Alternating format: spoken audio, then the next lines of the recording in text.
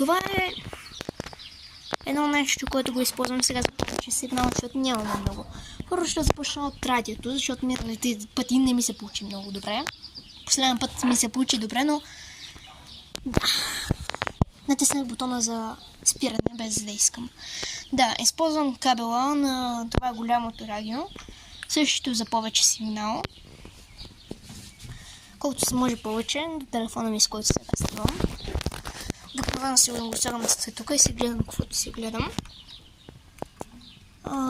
Тук използвам антените им за повече сигнал просто. Сега, минаваме на...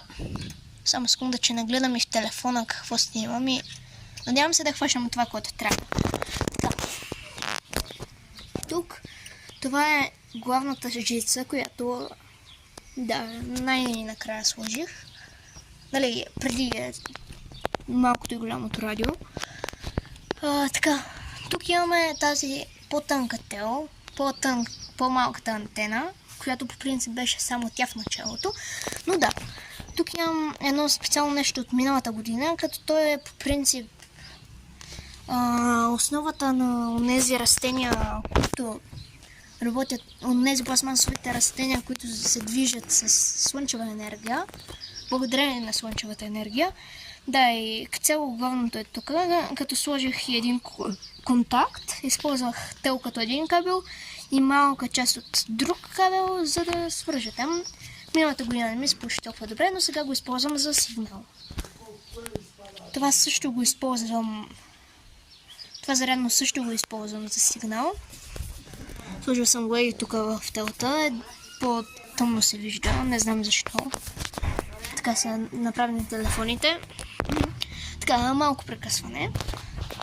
И да, това е главната тел. Сложих по-късно тук кабела, с който си включвам телефона. И благодаря на соларното панелче, батерията ми пада съвсем маничко по-бавно, но да. И мисля, че това в общи линии. Тук имаме също така и една платка. Но да. То кабел се е изместил както винаги, но бъде ще го ставя така да седи. Така да че нищо толкова не прави. Но я да и все пак малко да го поместя. Тъй.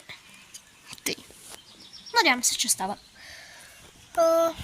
Тук надявам се да снимам каквото трябва. Сега не гледам в телефона. И да, в общи линии е това.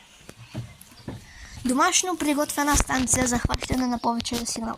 Общо взето антена.